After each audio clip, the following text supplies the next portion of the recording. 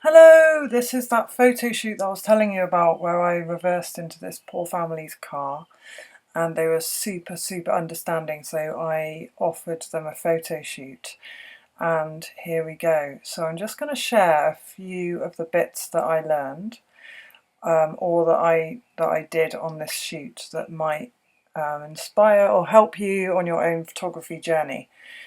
So obviously with dogs you've got to be quite quick thinking and quick moving, and it's really good to focus on one person at a time sometimes, like this, just in order to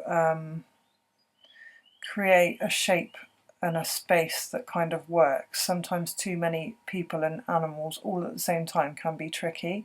I just want you to watch what I did with Jessica's legs, her knees. I just twisted them round for a slightly more elegant look. Do you see where we're looking up her dress a little bit there? So just by turning her knees round, her dress falls more elegantly over her legs, and then her shoulder ended up in a slightly better position as well, so she's not so square onto the camera. So it's really good to just of course be mindful of people's posture in the photography, and don't be scared to let them know that they need to move. Like, it's really important to get something that where they're going to feel comfortable and they're going to love the images afterwards. So it does take a little bit of assertive communication just to move people around to where they're going to look better.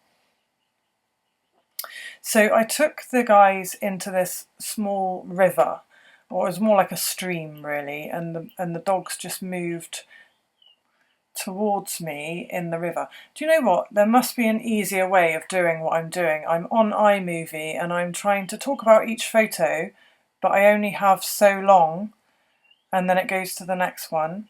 And obviously I can lengthen it, but I don't know how long I want to talk for. And it's annoying. So bear with me. I'm going to do this in a better way at some point, because otherwise I'm trying to hurry and to say too much in a short amount of time. Do you see what I mean? I could really do with a little bit of training on some software, really. Anyway, look here where the dog is in front of Dan. Obviously the dog's falling out of focus. So this is what I mean, where you have to sort of be ready to think really quickly on a shoot like this, because you want the spontaneous. You want to plan some shots, but sometimes you want that spontaneous thing where you're just capturing what unfolds, but you have to be ready in terms of, like, obviously depth of field here. You have to be ready for that. So just thinking outside the box a little bit and taking a bit of a creative or artistic view can help you to create something. Here we go. So you don't necessarily need the whole dog in shot. So, you know, like with this shot, sometimes less is more. It tells the story, but you haven't necessarily captured all of it. Do you see what I mean? So I like how Jessica is behind and she's out of focus here, and it's got the vibe, whereas the one before didn't, and it wasn't quite there. It was like it didn't know what it was trying to be. Do you see what I mean? As a photo, it wasn't quite there, but it didn't have the artistic element either. So sometimes it's better to just go like super abstract with these things. I tried a lot with Jessica just moving through the water on her own. I took this dress for her to wear. Well, it was a shirt, but she wore it as a dress. And I really love these. And I just want to show you the position of her legs. So watch the difference. I got Jessica to cross her ankles over as she walked. And it's quite nice to see the difference here as she's... Do you see that? When you ask somebody to walk on their tiptoes, which she already did amazingly, and then just cross the ankles over each other, and it's a really elegant, nice walk, rather than having a gap between the legs. So I love these of Jessica. I think they're really lovely. And then there's a panoramic one. I love the black and white, and I was only saying to Aaron the other day when we were shooting in the forest, you know, when you've got that green, which can be green on the skin, and it can be a little bit too much on the skin, the green of the trees kind of bouncing off the skin, putting them in black and white is such a great quick fix, and it always looks stunning, I feel. Like out in the green, out in the trees, in black and white, it always looks great. So if you can't find a filter and you've got a horrible green hue, try black and white. The dogs had such a great time in this little stream. They were absolutely loving it. They really were. And I did quite a few with a shallow depth of field. As you know, I'm really into my shallow depth of field. Absolutely love it. This one's really sweet. And then I like this one for the diagonal. Do you see the diagonal on the left, and then the dog's really central? I don't know, there's just something about this compositionally with the tree carrying on the diagonal from the bank. There's just something about that shot that I really like with the diagonal.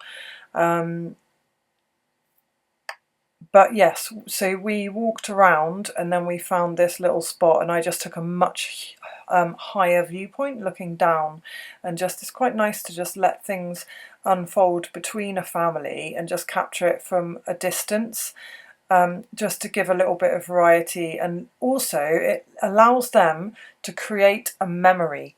So when they come to look at the photos that you've captured, they don't just remember having a photo shoot, they remember everything else about that memory. You know, how cool the water was on their feet, how refreshed they felt. Perhaps they've spent a week in the office and then they got to just dip their toes in the water. Maybe it was something that they wouldn't normally do. Jessica did touch on this. She said, this is so random. This is nothing I would normally do. And, you know, just obviously spending time with their dogs. They've made a great memory. They've had some time together. Maybe you've been able to, as the photographer, to make it a romantic experience for them. It's all of these things that make a photo shoot so much more special for your client, because it becomes an experience, you know, not just a photo shoot. So it's really lovely to just leave some space for them to just play and do whatever, or talk, even what they're going to have for dinner tonight. Whatever it is, just chat away to each other and play with the dogs, and then just take a step back and just capture that from afar. And these lovely kind of candid, natural shots from afar they can have more truth or something, more energy, because it's about them, especially if you've only just met the people for the first time and they don't know you. You know, sometimes that can be a little bit of a barrier, and you might not always be able to get a really, really natural kind of relaxed looking shot. So if that's the case, definitely just encourage them to do something that they would enjoy, and then just step back and capture it. I will share the rest of these shots in a video coming up soon, guys, and I hope you enjoyed this. I hope you're all keeping well, and thank you so much for being here with me. Take care, see you soon, bye.